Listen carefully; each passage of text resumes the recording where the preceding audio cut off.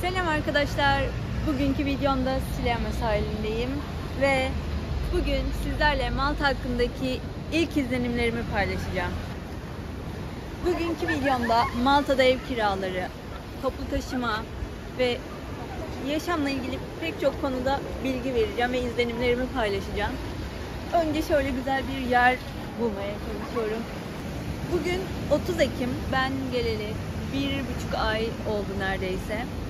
Şimdi buraya ne zaman gelinmeliden başlayacağım.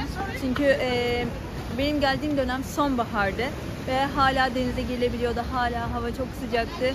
Eğer buraya sadece gezme amaçlı gelmek istiyorsanız da yine uygun zamanlar olduğunu düşünüyorum. Çünkü buranın yazı çok sıcak oluyormuş, bunaltıcı oluyormuş ve yani gezmek için çok uygun bir zaman olmayabilir. Eğer çok sıcak sevmiyorsanız. İlk olarak Malta'daki evlerden, kiralık evlerden bahsedeceğim.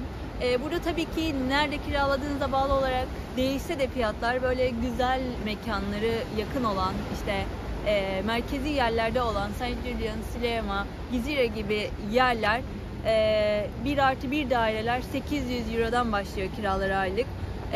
Daha büyükleri 2+1'ler 1000 Euro. Burada genel olarak yeni gelenler, çalışmaya yeni gelenler ya da öğrenci olarak gelenler birlikte yaşamayı tercih ediyor. Çünkü eğer iyi bir yerde yaşamak istiyorsanız, sosyalleşebileceğiniz bir yerde yaşamak istiyorsanız özellikle tabii ki iyi bir yerde ev tutmanız gerekiyor. Zaten buradaki evlerin çoğu da eski, yani iç yapıları eski. O yüzden biraz daha böyle kullanışlı, işte eşyaları yeni bir ev tutmak istiyorsanız tabii ki daha fazla para vermeniz gerekiyor. Ona da birçoğumuzun gücü yetmediği için birkaç kişi evde kalabiliyorsunuz. Yani 2+1 evde 2 kişi kalmak ya da 3 kişi kalmak aslında burada çok normal. Böylece kirayı bayağı düşürmüş oluyorsunuz. Çünkü Malta'da en büyük gider aslında eve gidiyor, yani kiraya gidiyor. O yüzden onu düşürmenin yollarını arıyor insanlar. Böyle 2-3 kişi, hatta belki böyle 5-6 kişi kalıp küçük. Eğer buraya dil okulu vasıtasıyla geldiyseniz, kaldığınız okula göre ucuz okulların tabii ki konaklamaları da ucuz oluyor. Çok gerekli olan klima ya da ısıtıcı gibi aletler olmuyor. Ve bir odada 2'den fazla kişi kalabiliyorsunuz. Bir mutfağı 24-25 kişi kullanmak zorunda kalabiliyorsunuz. O yüzden ucuz okulların konaklamalarına dikkat edin. İyi okulların konaklaması ise tabii ki daha ucuz olan okullara göre daha iyi oluyor. Daha az kişi kalabiliyorsunuz. Ortak kullanım alanlarında daha az kişi olabiliyor ve klima, ısıtıcı gibi aletler de mevcut. Ama ödediğiniz para gerçekten çok pahalı. Buradaki kiralara oranla da pahalı. Eğer çok para verdiğiniz bir okulun konaklamasında kalıyorsanız muhtemelen aylık 700-800 Euro veriyorsunuz, ama diğerinde ucuz okullarda 400-500 Euro oluyor bu. Dil okuluna gitmek istediğinizde, Malta'yı seçtiğinizde bir sonraki adım genelde danışmanlarla görüşmek, okul seçmek oluyor. Birçok danışman eğer dil okulu için konaklama satın almazsanız, yani okulun paketinde olan konaklamayı satın almazsanız eğitimle birlikte size işte vize çıkmayacağını falan söylüyor. Kesinlikle yalan, çünkü ben de şu anda dil okulu için Malta'dayım ve konaklamasız bir paket seçtim. Gayet çıktı. Hatta ben şu anda uzun dönem bir eğitim satın aldım ve burada Malta'da yaşayan birinden bir onaylanmış bir kağıtla bu işi çözdüm. Yani öyle danışmanların söylediği gibi, eğer işte okul karşılamazsa, okul ayarlamazsa kalacağınız yeri, konaklamayı, işte vize çıkması zor olur ya da çıkmaz gibi şeylere inanmayın. Eğer böyle bir şansınız varsa deneyin, çünkü çok daha uyguna geliyor okulların size sunduğu olanaklara göre. Ayrıca buraya dil okulu için gelmek istiyorsanız geleceğiniz zaman da çok önemli. Çünkü eğer yaz dönemi gibi çok yoğun olan, talebin yoğun olduğu bir dönemde gelmek isterseniz haftalık 50 Euro, belki daha fazla ödemeniz gerekebilir ekstra. Ama eğer işte talebin daha az olduğu sonbahar dönemini seçerseniz, yani Ekim sonrası bir dönemi seçerseniz haftalık 50 Euro daha az ücretle eğitim alabilirsiniz. Ayrıca burada toplu taşıma olarak sadece tek vasıta olduğunu söylemiştim, otobüsler. Otobüslerde de yine kart kullanıyor, bir toplu taşıma kartı. Ve şu anda çok mükemmel bir uygulaması var Malta'nın. Bedava. Kartınız varsa Yani öğrencilere genelde 3 aydan sonra, 3 aydan fazla süre için gelen öğrencilere kart çıkabiliyor ya da burada oturum izni, çalışma izni olanlara da kart çıkıyor. Ve bu kartla ücretsiz olarak toplu taşımalara binebiliyorsunuz. Eğer kartınız yoksa, yani kısa süreli bir dönem için geldiyseniz, almayı da düşünmüyorsanız yazın için cash olarak 2 euro vermeniz gerekiyor. Kışınsa yani sonbahardan sonraysa 1,5 euro. Bir sonraki konumuz Malta'dan diğer ülkeleri ziyaret etmek, seyahat etmek. Bildiğiniz üzere eğer Malta'ya geldiyseniz bir Avrupa vizesine sahip oluyorsunuz ve buradan birçok ülkeye gitmek, Türkiye'den gitmekten çok daha uygun. Özellikle böyle İtalya, İspanya gibi yakın ülkelere gidiş dönüş 60 euroya, 50 euroya, belki çok daha ucuza biletler bulabilirsiniz. Özellikle eğer hafta içi ya da böyle işte çok fazla yoğunluk olmayacağı dönemlerde seçerseniz gerçekten çok daha uygun fiyatlara gidiş dönüş biletleri alabilirsiniz.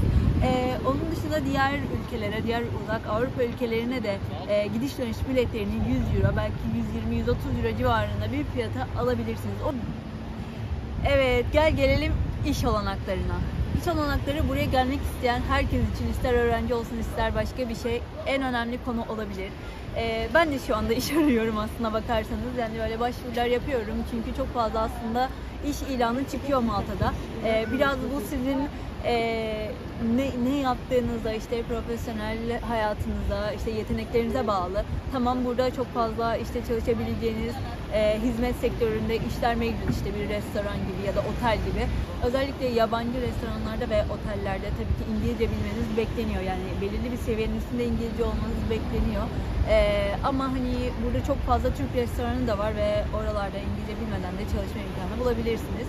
Onun dışında eğer Türkiye'de zaten çalışıyorsanız, bir deneyiminiz varsa herhangi bir alanda yine iş bulabilirsiniz. Burada daha çok sektör olarak işte eğitim, e-gaming, yani teknoloji tabanlı işler ve turizmle ilgili işler çok fazla. O yüzden eğer bu alanlardan birinde deneyimliyseniz ya da eğitim gördüyseniz ve burada kariyerinize başlamak istiyorsanız bence mantıklı olabilir. Evet, iş olanaklarından bahsettik. Peki maaşlar nasıl burada?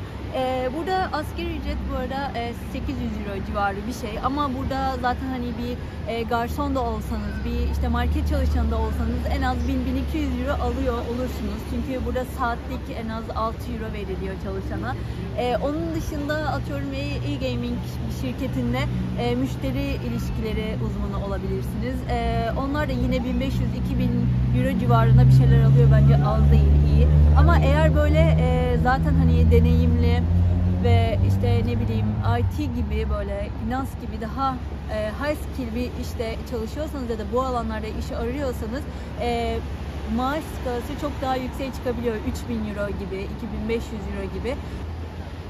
Videonun başında ev kiralarından bahsetmiştim. Düşünün şimdi bir kişi işte garson olarak çalışıyor diyelim. Hadi 1200 euro alıyor olsun. Ama zaten ev kiraları 1000 ya da işte 800-1000 arasında bir şey diyelim. Bu adam zaten o parayı verdiğinde ne kalacak? Bunları düşündüğünüzde eğer gerçekten hani iyi diyebileceğiniz bir işiniz yoksa, yani 2000 üstü bir ücret almıyorsanız mecburen biriyle yaşamanız gerekiyor. Çünkü ev kirası tek başınıza ödeyebileceğinizden çok fazla. Ama diyelim 2 kişisiniz evde ve siz de 1000-1200 euro falan alıyorsunuz. 500'ünü 500-500 bölüştüğünüzde geri kalan para hayli yeter. Sizin sosyal hayatınız için de yeter, işte evin diğer işte mutfak alışverişleri için falan da yeter. Çünkü burada bir kişinin bir aylık mutfak gideri hani maksimum 200, hadi 300, yani iyi yiyeyim, iyi içeyim diyorsanız 300 euro falan olur. Hadi hani çok yiyorum diyorsanız 400 olsun, ama daha fazla olmuyor. Peki sosyal hayat nasıl? Dışarıda hayat nasıl burada? Yine çok merak edilen sorulardan bir tanesi bu. Aslında baktığınızda sosyal hayat gerçekten çok renkli. Çünkü burada her milletten insan var. İşte Türkiye'de olduğu gibi öyle işte barlar, klapların bir kısıtlaması yok. O yüzden gece hayatı gerçekten renkli diyebilirim, yani Türkiye'ye kıyasla. Bu tarz şeyler seviyorsanız gerçekten önerebileceğim bir ülke. Ama fiyatları nasıl? Mesela restoran fiyatları nasıl? Ben tercih etmiyorum çünkü bana pahalı geliyor. Aldığınız maaşa göre de bence çünkü pahalı. Düşününce bir işte pizza, bir makarna, bir şey yediniz. Hani bunlar çok basit şeyler bu arada. en az 10 euro vermeniz gerekiyor. İşte bir şeyler de içseniz yanında 2 euro artı vermeniz gerekiyor. Hani bu en ucuzu. İşte bir pizza, işte makarna yediğinizde 12 ya da 15 euro falan ödemeniz gerekiyor. Tabii bu artıyor, 30 euroya kadar çıkabilir bu ve hani bunu her gün yaptığınızda biraz bütçeye sarsan bir şey olabilir. Eğlence mekanlarına girmek burada çok rahat. Ücretsiz de girip çıkabiliyorsunuz. Özellikle şu dönemde. Çünkü şu an ziyaretçiler azaldığı için mekanlar ücretsiz giriş çıkış veriyor. Ama yazın böyle talebin çok olduğu dönemlerde 20 euro vermeniz gerekiyor giriş için. Ama bu 20 euronun içinde tabii ki 3-4 tane içecek, yani alkol de var. Yani sadece giriş ücreti değil. Şu anda mesela ben gidiyorum arada sadece dans etmek, eğlenmek için, yani hiçbir şey içmesem de ya da çok uzun süre kalmasam da sadece dans etmek için böyle işte kafama estiğinde gidiyorum. Latin bara gidiyorum ve sadece dans etmek işte ya da insanları izlemek için, çünkü gerçekten özellikle Latin clublarında böyle çok güzel müzikler çalıyor, Latin müzikleri, ve gerçekten oraya gelen insanlar da Latin olduğu için daha çok böyle çok güzel dans ediyorlar ve biraz ben de öğrenmek için, eğlenmek için gidiyorum, kafa dağıtıyorum, dans ediyorum ve dönüyorum. Bu tarz böyle hani gidip geleyim 5 dakika, 10 dakika, belki 20 dakika eğlenip geleyim dediğiniz zamanlar için gerçekten çok uygun buradaki yerler. Genelde burada mekanlar işte müşteri çekmeye çalıştığı zaman, yani talebin az olduğu dönemlerde işte bilet dağıtıyor, bedava alkol dağıtıyor. Yani gelmeniz için her şeyi yapıyorlar. Yeter ki girin, yeter ki orada bir topluluk gözüksün. Hatta böyle bazen bazı yerler böyle kuyruklar gözüksün, adam çeksin falan diye içeri bilerek böyle insanları almıyorlar. Sıra kuyruk oluşturuyorlar ki hani orada bir şey var sanıp böyle herkes oraya işte ilgi duysun, gitsin falan filan diye. Bugünkü videomuz bu kadardı arkadaşlar. Daha fazla böyle içerik gelmesini istiyorsanız ve beni daha fazla görmek istiyorsanız lütfen kanalıma abone olup beğenmeyi unutmayın. Görüşmek üzere.